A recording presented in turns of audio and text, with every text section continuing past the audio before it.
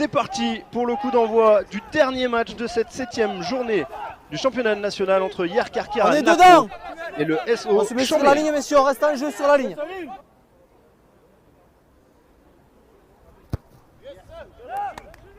Jules Dorival pour ouvrir la marque, c'est réussi et c'est l'équipe du SOC qui mène sur la pelouse du RCHCC 0-3. 9, vous présentez le ballon et vous ne l'introduisez pas. Ah pardon, non.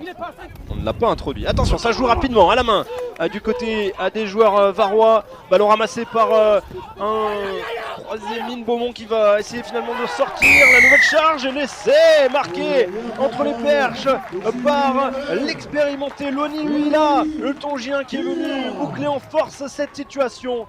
5-3 pour le RCHCC devant le SOC. On va laisser en force pour Hier Karkira. On a pilonné la ligne avec ce ballon relevé par le capitaine Beaumont qui va chercher un joueur lancé, en l'occurrence son pilier gauche, Loni Huila, et le Tongien qui boucle en force et valide le premier essai de la partie. Ça va, merci. La concentration pour l'ouvreur varois et ça fait clean entre les perches, 10-3 désormais. Pour les Varois, devant les Savoyards. Une fois que le ballon est dans le tunnel. Chambéry 3. Il prend tout son temps.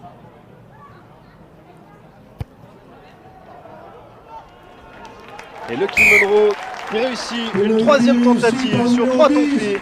13 pour le RCHCC, 3 pour Chambéry. Macro 13. Chambéry 3.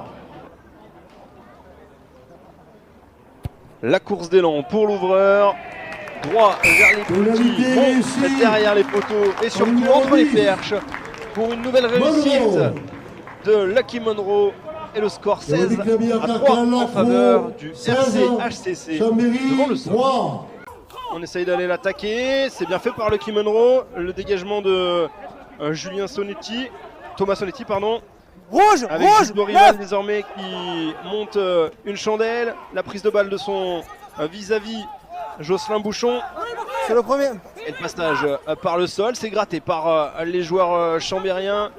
On va aller chercher les appuis de Moses Mawalou avec la fixation. Il est passé, Moses Mawalou, il réussit à remettre à l'intérieur vers Deschaux qui s'est fait tamponner par Thomas Sonetti. Il y aura un avantage à jouer pour les Chambériens. Moses Mawalou qui donne ses consignes. On va essayer d'aller envoyer Serkera à la charge du côté des Chambériens. Mawalou qui ramasse encore le ballon et qui a trouvé Colin Lebihan qui va marquer l'essai. Oui, l'essai pour Chambéry. Voilà le SOC qui se réveille dans ce deuxième acte. 16-8. Le ballon ramassé dans ce ruck par Deschaux, Dylan Nosset qui joue derrière, Vérénique Goneva. La passe un peu basse vers Théo Velten. La tentative d'interception peut-être non, mais c'est verrouillé par Jules Dorival. Ou Jules Dorival qui a pris une épaule. Et on demande un carton du côté du banc de Chambéry. Et Jules Dorival qui a pris un coup dans la mâchoire. On va revoir toute cette offensive des Chambériens avec la recherche là de la profondeur. Vérénique Goneva qui va aller chercher Théo Velten. Théo Velten qui allonge la passe, la tentative d'interception pour Bouchon. Et là Dorival il essaye d'éliminer le premier joueur Charles Brousse et derrière il a David Reicona qui vient à l'épaule. On écoute l'arbitre assistant. Carton rouge. C'est le joueur qui est rentré au centre. Ok, ça marche. Ouais, voilà, on s'en doutait, hein, mais Mourad Garbi a vu la même chose que nous et il a fait son rapport à Cédric Huesso. David Reicuna vient à l'épaule, il met son épaule dans le visage de Jules Dorival. C'est donc un carton rouge à l'encontre du 3/4 centre d'Hier Karkira. Et voilà qui pourrait nous changer complètement la physionomie de cette partie. Les Chambériens qui vont essayer de profiter de cette double supériorité numérique. Ils sont menés 16-8.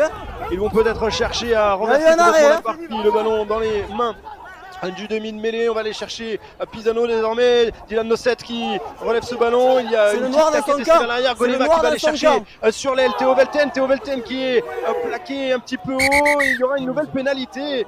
Oh, trop de fautes pour les locaux d'hier. Karkeran Lacro avec une nouvelle fois là sur ce mouvement des Chambériens. Un plaquage jugé illicite, un plaquage haut sur cette défense sur Théo Velten. Je vais voir un moment. Ou est-ce qu'il va y avoir un troisième carton à l'encontre des locaux?